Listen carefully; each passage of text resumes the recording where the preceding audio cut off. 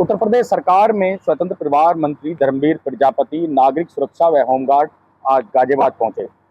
वहीं उन्होंने साफ तौर पर कहा जिस तरीके से नागरिक सुरक्षा को लेकर वहीं गाजियाबाद सिविल डिफेंस लगातार कार्य करती है, तो उसको लेकर आज यहाँ पर सभी समीक्षा बैठक कर रहे हैं अधिकारियों के साथ में। वहीं अगर हमने जब उनसे बातचीत की तो उन्होंने उनसे सवाल किया कि जिस तरीके से 2027 का चुनाव आ रहा है उसको लेकर जो आपकी पार्टी है वो किस तरीके से काम कर रही है। देखिए, देश की आज़ादी के बाद सिविल डिफेंस का जब गठन हुआ उसके बाद 15 जिले की 17 इकाई से आगे बढ़ नहीं पाया।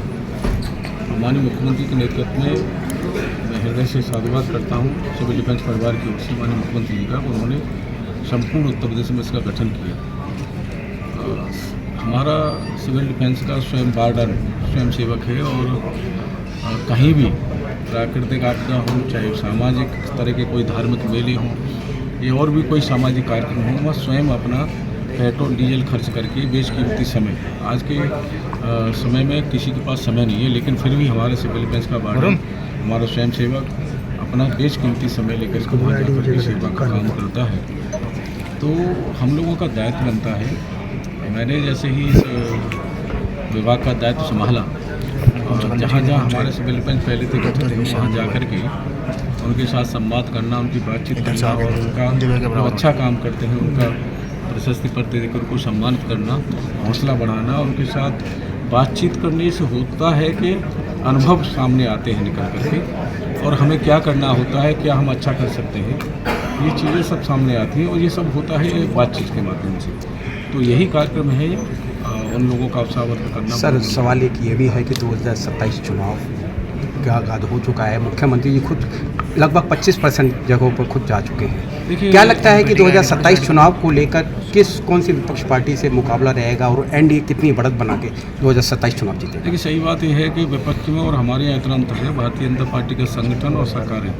नित्य निरंतर हम चुनाव के इंतजार नहीं करते, हम लोग जनता के बीच में रहते हैं। सरकार की केंद्र प्रदेश सरकार की लेकर को संगठन के कार्यक्रमों के माध्यम से संगठन और सरकार दोनों ही जनता के बीच में रहते हैं। एक प्रदेश में कहीं अगर चुनाव में कहीं लगना होता है तो वहाँ हमारी पूरे चाहे मंत्री हों चाहे संगठन के पदाधिकारी हों, हम सब एक कार्यकर्ता के रूप में काम करते हैं और जिम्मेदारी बनती है। हम मंत्री बाद में है, पहले एक पार्टी कार्यकर्ता एक सिपाही है। हम लोगों का दायित्व बनता है पार्टी की जहाँ आवश्यकता है वहाँ जाएं और हम लोग काम करें, उनकी मदद करें। सर, क्या लगता तो है कि 27 में यही हम बता रहे हैं कि 27 में हम लोग निरंतर जनता के बीच में रहते हैं। विपक्ष चुनाव का इंतजार करता है सर, परिणाम जब हमारे पक्ष में आते हैं तो फिर विपक्ष अनर्गल बातें करके आरोप लगाते हैं। सर, राम मंदिर में जिस प्रकार से ये प्रकरण आया चंदा चोरी को लेकर, चंपत राय जी और उन्होंने इस्तीफा दे दिया, क्या लगता है उनके खिलाफ FIR दर्ज होगी? केंद्र और प्रदेश दोनों ही सरकार के मुख्य हमारे शीर्ष नेतृत्व हमारा उन पर पूरी दृष्टि लगाए हैं।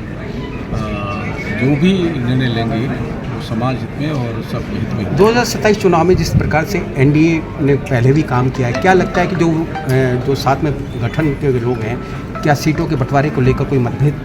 कोई मतभेद नहीं होगा। जो चीज़ें सामने आएंगी, हाँ, अपेक्षाएं सबकी होती हैं और जब शीर्ष नेतृत्व के साथ बैठ करके सब बातचीत होकर के सब ओपी राजभर लगातार सीटों की डिमांड बढ़ा रहे हैं।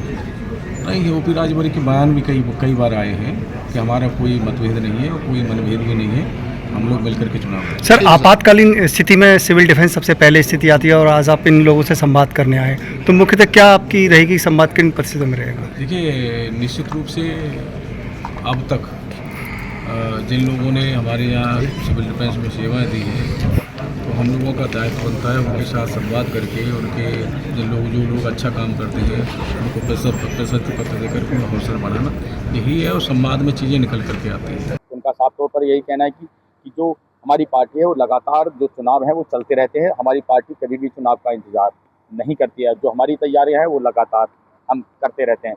वहीं राम मंदिर चंदा चोरी पर जब बात की तो उनका साफ तौर पर यही कहना है कि केंद्र सरकार जो भी निर्णय लेगी वो सही लेगी, क्योंकि जिस तरीके से केंद्र सरकार लगातार इस मामले को लेकर काम कर रही है वो जो भी निर्णय होगा वह उनका सही निर्णय होगा। मैं गाजियाबाद से नितिन कुमार, पंजाब केसरी।